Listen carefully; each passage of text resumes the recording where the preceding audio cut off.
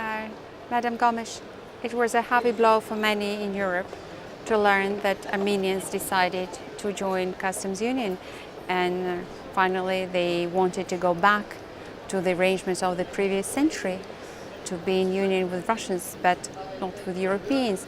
How would you explain this step? Well, I also believe it's unfortunate, but maybe it will have some good impact, not in the sense that everybody will learn and prevent this from occurring again with other countries. And I'm thinking, of course, of Ukraine in particular. Of course, Armenia has its own reasons to decide to see her interests served in this way.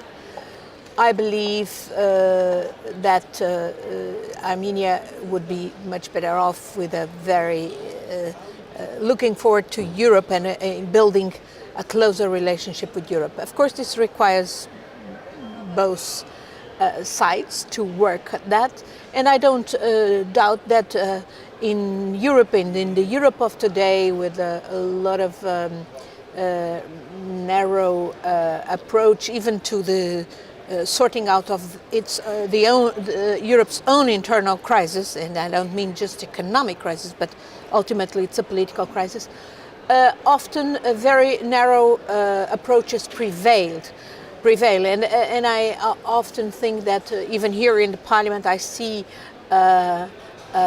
lobbying done for countries who are richer in terms of, for instance, for security, energy security, as more relevant partners, as it is the case of Azerbaijan, rather than looking at the merits of its country and the efforts in indeed moving towards the rule of law, respect for human rights, accountability, and so on. Obviously, Armenia had still a long way to go in this respect. But I can imagine that Armenia took that decision not just because of the pressures it received from the Russian side, but as well because of its own reading on where Europe was in terms of the relationship with Armenia, the approach to the Nagorno-Karabakh conflict, and other aspects. Ultimately, it's a sovereign decision of Armenia. I don't think it prevents Armenia from, in a couple of years, reaching a different conclusion and working again to get closer to the EU. Definitely, this must have a reading by the European Union, by what it needs to do so that other countries do not also be forced into this kind of going back into this kind of relationship and clearly succumbing to pressure by another major power, which is Russia.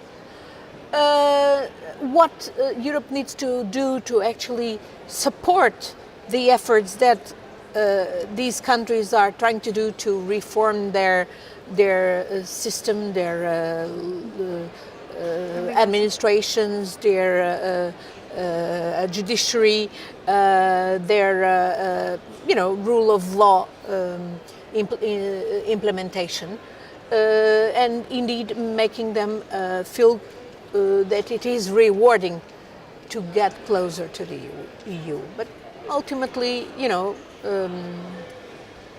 what I can tell you is that I just hope that this will serve us all as a lesson, and it doesn't preclude any reviewing of this matter in the future.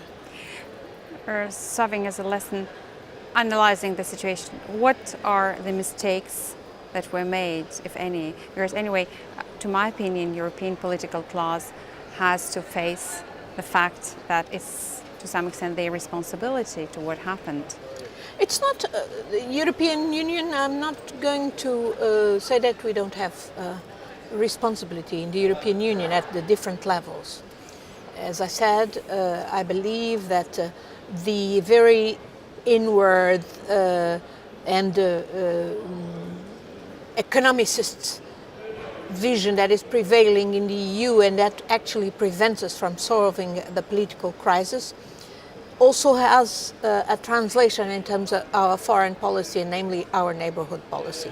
But I wouldn't say it's mostly and it's only the responsibility of the European Union. It's also for each and every partner, such as Armenia or Ukraine, to actually judge what serves best its own national interests, its own people. And of course we know that often those in government do not really represent the feeling of the people. It depends on the levels of democracy in each country, and they are not optimal, to say the least, in many of these partners. So that's why I say that I don't dispute this was a sovereign decision by the government of Armenia. Maybe the government of Armenia in a couple of years, after the way things will move on in this new relationship with Russia, will come to the conclusion that it has also not much to gain and will want to review again the relationship with the European Union. Nevertheless, the European Union must acknowledge that these partners, which we would like to see closer to us also because this would imply a big transformation in terms of the respect for the rule of law, respect for accountability towards their people by the different governments. This has been a setback, definitely, and so we should reflect what did we do that could have been done differently, what kind of pressures are these countries facing, what kind of ways, in which kind of ways should we act to actually counter these kind of pressures. This must lead us to reflect, and especially to prevent it from happening with other major partners. And I'm in particular thinking of Ukraine. Wasn't European political class too much fascinated by the gas and oil by Azerbaijan, because that was a rich country, that was a true partner to diversify the routes of energy to European Union? Wasn't within this realpolitik movement of European Union Armenia left aside? I think it's wrong to actually measure the European political class by one single standard. You have all sorts of perceptions, namely here in this parliament, and we are part of this sort of European political class. We reflect the tensions that exist as well in the European Council, in the Commission, in the External Action Service. Here as well in the parliament you find indeed members who are more prone to this kind of so-called realpolitik based on a perception of our interests that, for instance, sees energy security as a top priority, or others, like I consider myself more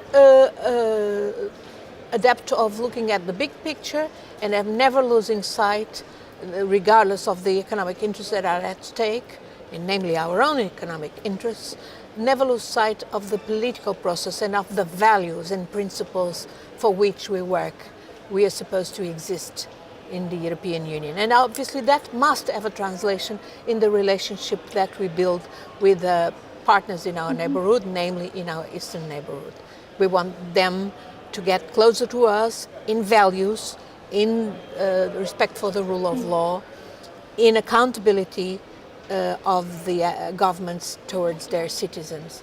And it's always a balance that has to be done in European policy towards those countries. And as I told you, I can only wish that indeed the bad examples somehow set by, in this case of Armenia, will lead both Europe and the other partner countries in the neighborhood to reflect and to not allow a similar situation to be repeated. Anna Gomes, do you think now is the right moment for Europe to offer to Eastern Europe, namely to Ukraine, something better? Because Europe is living through very, very hard economic times and monetary times, and hardly any day that We don't talk about unemployment and banks and the other problems of European don't Union. think- Do you have something to offer to Ukraine now? I don't think this is time for us to lower our level of demands for change in Ukraine. Political change, namely, in terms of the laws and all this process that is going on, for instance, with the Venice Commission giving advice on what Ukrainians need to reform. Ukraine needs to reform to be in a different kind of partnership with the EU. And I don't think that in the preparation for the Vilnius summit, this is, and even in view of what happened in Armenia, this is no time to lower our demands, because these demands make sense for Ukraine itself, for the progress of Ukraine itself. Ultimately, it's not the relationship with us that is going to make the difference. It's the change that will occur in Ukraine, with the citizens being really in control of their government and able to indeed get the accountability that government is supposed to render to the citizens. So I don't think we should not lower this level of demand. On the other hand, of course, there are elements in terms of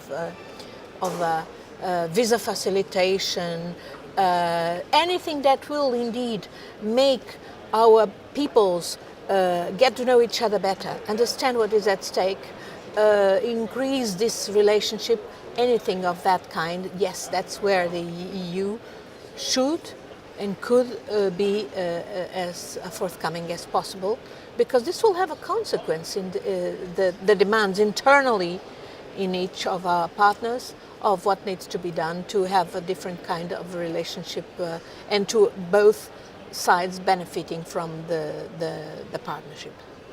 Thank you very much, Anna Gomes. You're welcome.